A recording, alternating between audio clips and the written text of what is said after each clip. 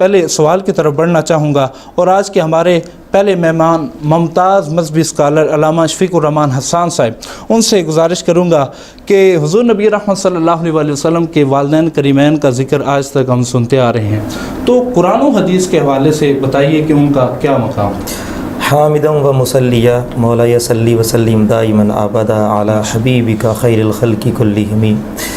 مولانا حسن رضا صاحب، آپ کا بہت شکریہ، اور شعور ٹی وی اور اس کی پوری ٹیم کا میں تہہ دل سے شکر گزار ہوں کہ جو لوگوں میں شعور بیدار کرنے کے لیے اس طرح کے دینی پروگرام کر رہے ہیں، اور آپ کی وساطت سے آج ان عظیم ہستیوں کی پاک اور مقدس شان میں لب کشائی کرنے کا ہمیں موقع مل رہا ہے۔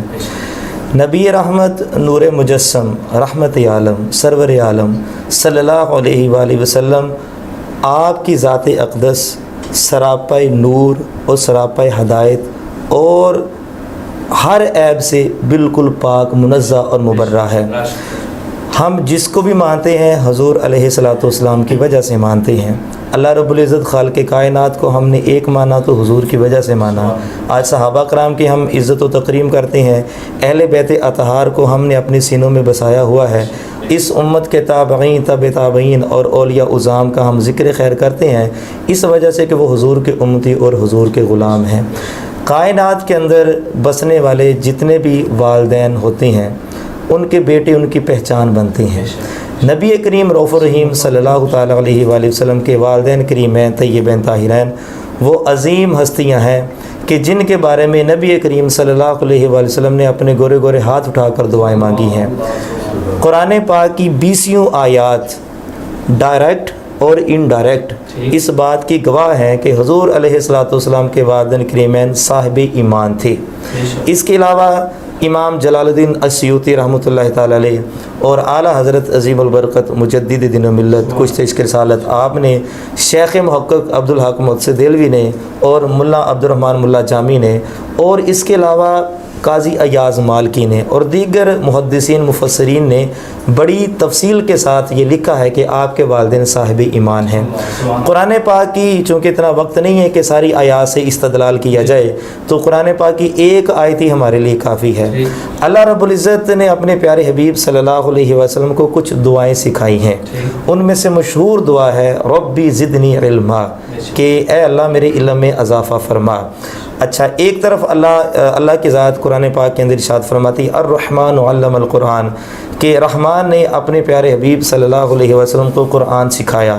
اب مزید جو ہے قرآن میں ہر چیز کا علم ہے، تو مزید اب علم جو ہے وہ اس کی جستجو کرنے کی ضرورت نہیں تھی، لیکن یہ تعلیم امت کے لیے تھا۔ اسی طرح کچھ دعائیں ایسی ہیں کہ جو تعلیم امت کے لیے ہیں۔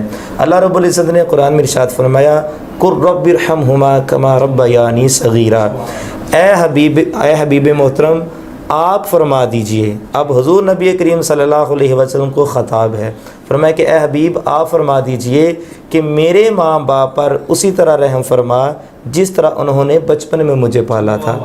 اب یہ جو دعا ہے یہ حضور کے لیے خاص نہیں ہے، بلکہ یہ حضور کا ہر امتی مانگ سکتا ہے۔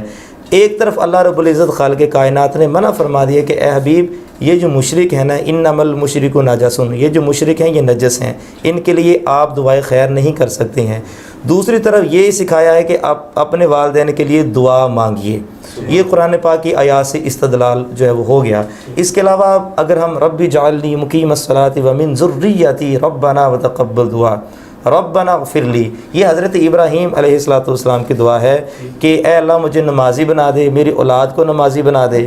اچھا، یہاں پر اگر دیکھا جائے تو حضرت سیدنا ابراہیم علیہ السلام آپ کی ذریت میں حضور نبی کریم صلی اللہ علیہ وسلم کے والدین کریمین طیبین طاہرین بھی آتے ہیں، اور نبی کریم صلی اللہ علیہ وآلہ وسلم کا فرمان عالی شان جو کہ صحاح کی تمام کتب کے اندر اور خصوصاً مشکوٰۃ شریف کے اندر اس کو فضائل کے چیپٹر کے اندر صراحتاً ذکر کیا گیا ہے۔ نبی کریم رؤوف الرحیم صلی اللہ علیہ وآلہ وسلم نے ارشاد فرمایا میں پاک پشتوں سے پاک رحموں کی طرف منتقل ہوا، یعنی سیدنا آدم علیہ الصلوۃ والسلام سے لے کر سیدنا عبداللہ تک، اور سیدتنا اماں حوا سے لے کر سیدتنا آمنہ تک سلام اللہ علیہ، فرمایا میری ساری پشتیں پاک ہیں، اور جتنے بھی پیدا ہوئے ان کے درمیان میں وہ تمام نکاح سے پیدا ہوئے، ان میں کوئی بھی مشرک اور کوئی بھی نجس نہیں تھا۔ آج علامہ صاحب آپ کے اور میرے والدین کی کوئی تعریف کرے تو ہم بڑے خوش ہوتے ہیں۔ آج ہمارے والدین کی کوئی تعریف کرے تو ہم بڑے خوش ہوتے ہیں۔ آج ہم حضور نبی کریم صلی اللہ علیہ وسلم کے والدین کا تذکرہ کر رہے ہیں تو حضور کتنے خوش ہوتے ہوں گے۔ اور نبی کریم صلی اللہ علیہ وسلم کا دوسرا فرمان عالی شان، فرمایا کہ تمہاری جنت تمہارے ماں کے قدموں کے تلے ہے۔ جب حضور نے یہ ارشاد فرمایا ہوگا حضور کو اپنی والدہ یاد نہیں آئی ہوں گی۔ نبی کریم صلی اللہ علیہ وسلم نے ارشاد فرمایا تمہارا باپ تمہارے لیے جنت کا درمیان والا دروازہ ہے، چاہے تو پکڑ لے چاہے تو چھوڑ دے۔ جب حضور نے یہ بیان فرمایا ہوگا تو حضور کو اپنے والد ماجد کیسے نہ یاد آئے ہوں گے۔ اور نبی کریم رؤوف الرحیم صلی اللہ علیہ وآلہ وسلم کے والدین کریمین کی عظمت اور شان، اس کو بڑے صراحتاً طریقے سے بیان کیا گیا ہے مختلف ادوار کے اندر، اور ایسے علماء بھی پیدا ہوئے ہیں کہ جن کو خواب میں آ کر یہ بتایا گیا کہ حضور کے والدین کریمین مسلمان ہیں۔ مشکوٰۃ شریف کی ایک حدیث مبارکہ ہے، نبی کریم رؤوف الرحیم صلی اللہ علیہ وآلہ وسلم نے اللہ کی بارگاہ میں عرض کی، یا باری تعالیٰ میں اپنی والدہ کے لیے مغفرت کی دعا کرنا چاہتا ہوں۔ اللہ رب العزت نے آپ کو منع فرما دیا، فرمایا اے حبیب آپ اپنی والدہ کی مغفرت کی دعا نہیں کر سکتے۔ پھر عرض کی کہ یا باری تعالیٰ میں اپنی والدہ کی قبر پر حاضر ہونا چاہتا ہوں، تو اللہ رب العزت نے اس کی اجازت دے دی۔ اب بعض کا لوگ اس حدیث سے استدلال کر کے کہتے ہیں کہ دیکھیں نا جی، اگر حضور کے والدین مسلمان ہوتے تو اللہ رب العزت کی ذات ان کو جو ہے وہ دعائے مغفرت کرنے کی اجازت دیتی، اپنا حساب سیدھا کرنے، اور معاذ اللہ ان کے اوپر تان کرتے ہیں کہ جن کی وجہ سے ان کے والدین کی خود عزتیں سلامت ہیں۔ اچھا، دوسرا جو حصہ ہے اس کا کہ آپ اپنے والدین کی قبر پر حاضر ہو سکتے ہیں، دوسری طرف اللہ کا قرآن کہتا ہے کہ آپ کسی مشرک کی قبر کے پاس نہیں جا سکتے۔ علماء فرماتے ہیں، اور اس کے اندر جو صاحب مشکوٰۃ ہیں انہوں نے خوبصورت تشریح کی ہے، وہ فرماتے ہیں کہ دعائے مغفرت کا اس لیے نہیں کہا گیا کہ مغفرت ان کی جاتی ہے جن کو مغفرت کی ضرورت ہوتی ہے۔ حضور نبی کریم صلی اللہ علیہ وسلم کے والدین کریمین تو پہلے ہی بخشے ہوئے ہیں، ان کو مغفرت کی ضرورت ہی نہیں ہے، جن کے وجودوں میں اللہ نے اپنا نور پیدا کیا ان کو کیا ضرورت ہے جی۔ اچھا، اب دوسری جو قرآن کی آیت ہے انما المشرک نجس، ان کے مشرک جو ہیں وہ نجس ہیں۔ علامہ صاحب اگر ہم عام حالات کے اندر دیکھیں تو جو دودھ والا برتن ہوتا ہے تو اس کو جب اس میں دودھ ڈالا جاتا ہے تو سب سے پہلے اس کو دیکھا جاتا ہے کہ یہ پاک ہے، یہ صاف ہے۔ تو یہ ہمارے بڑوں کی کہاوت ہے کہ دودھ جو ہے وہ نور ہے، اور اللہ کا قرآن کہتا ہے قد جاءکم من اللہ نور و کتاب مبین، کہ تحقیق تمہاری طرف اللہ کا نور آیا اور روشن کتاب آئی۔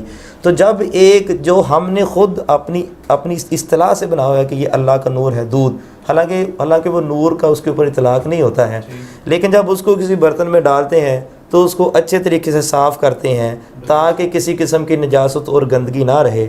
تو جس پیٹ کے اندر نبی کریم صلی اللہ علیہ وسلم 9 ماہ رہے ہیں، اللہ تعالیٰ نے اس کو کتنا طاہر اور مطہر بنایا ہوگا۔ سبحان اللہ۔